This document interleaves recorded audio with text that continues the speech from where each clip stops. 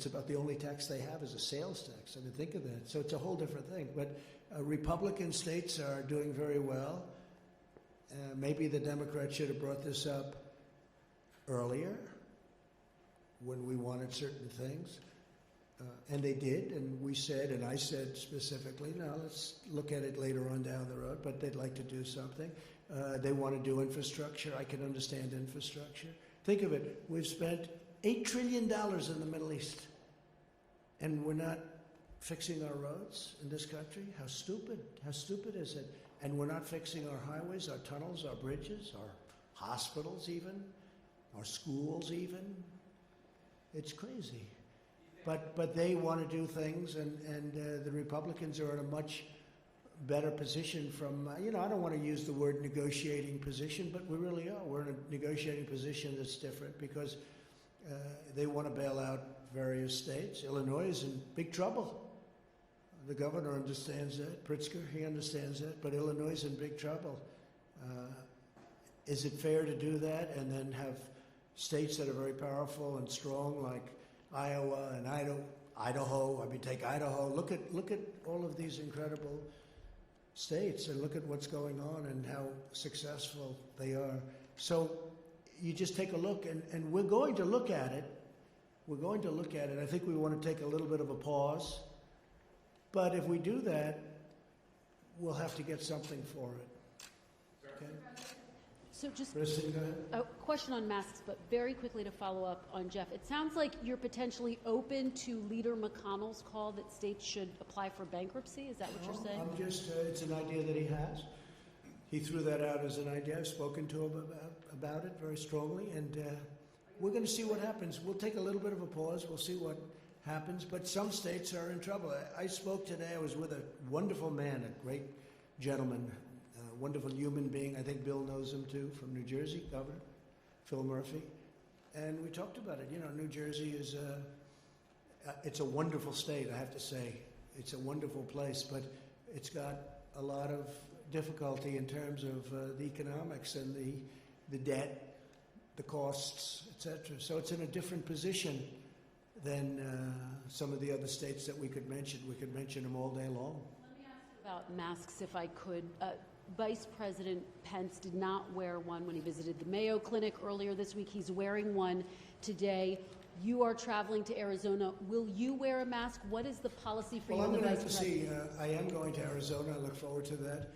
I'll have to see the climate. I mean, I'm going to look at, see, where I am. Here's a place that we all feel very comfortable. Everybody's spread out. It's a very big room. But as far as where I'm going in Arizona, I'm going to have to look at the climate. I'd have no problem wearing a mask. I don't know. I'm supposed to make a speech. I just don't know. Should I speak in a mask? You're going to have to tell me if that's politically correct. I don't know. If it is, I'll speak in a mask. But I'm going to be making a speech in Arizona. I look forward to it. And depending on the conditions, I would have no problem wearing a mask. We have millions of masks now. We have masks coming in that it was another thing. I mean, it was very hard to get masks. We now have, and we're making millions and millions of masks. They're opening plants, and it's been incredible. Change your position because the chairman of the Federal Reserve has said that the economic recovery is going to be long and slow. You have said that it's going to bounce back quickly. What do you know that he doesn't know? Well, I didn't hear what he said. I can only tell you that I see it. I think it's going to be a transition quarter, the third quarter. I think the fourth quarter is going to be very good, and I think next year is going to be fantastic because of the stimulus. And I haven't seen a statement, but I think we're going to have a great year next year. Knowing that we left behind a year of tremendous death. It was just a terrible thing, the likes of which we haven't seen. I guess if you go back over 100 years, 1917, and that was a terrible thing. But that was close, depending on your account or the account, anywhere from 50 to 100 million people died. 1917. So we haven't seen it. It's over 100 years, and so understanding that was terrible. I think that next year, from an economic standpoint, I mean, look at the stock market. People are amazed.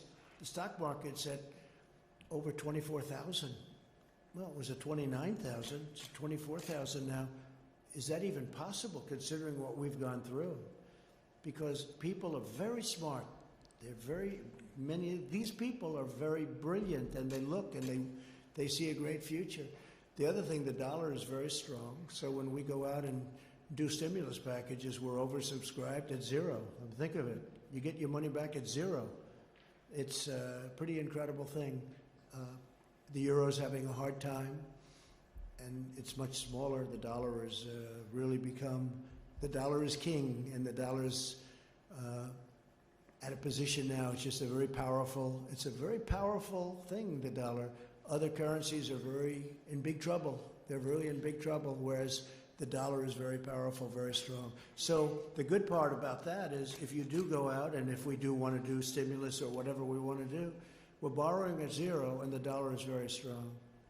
Okay, Getting back to what John was asking about the possibility that this virus came out of a lab in China, are you insisting, or would you insist on China allowing U.S. investigators into that lab to make sure? I don't want to go into that. We're going to see. So far, I think China's been trying to be, or at least they seem to be trying to be somewhat transparent with us, but we're going to find out. You'll be learning in the not too distant future. But it's a terrible thing that happened. Whether they made a mistake, or whether it started off as a mistake and then they made another one, or did somebody do something on purpose? Say, hey, I don't understand how how people weren't allowed into the rest of China, but they were allowed into the rest of the world. That's a hard question for them to answer. Yeah, please, go ahead. Mr. President, on Kim Jong-un, have you got an update on his condition and whether he is alive or dead? Well, I understand what's going on, and I just can't talk about Kim Jong-un right now. I just hope everything is going to be fine. But I do understand the situation very well. Please. Going back to when you talked about being complimentary of China early on, were you saying that you were complimentary of China because you were concerned about the trade Well, I'm deal? making a trade deal with China. This was before the virus. Of course they're going to be complimentary. Now, I was very uncomplimentary prior to that negotiation. And then every once in a while, the negotiation would break down, because I'm not like Kerry, who signed the worst deal, the Iran deal, which was such a disaster. And he never left the table. I left the table a lot. Anyway, we ended up making a deal. And of course, during the course of the deal, I was both complimentary and very uncomplimentary. But the bottom line is we ended up making a deal before the virus came. And I was very happy with the deal. But then later on, that was superseded by a virus that should not have happened. Well, I just want to thank you all very much, and we'll see you probably tomorrow sometime. Thank you very much.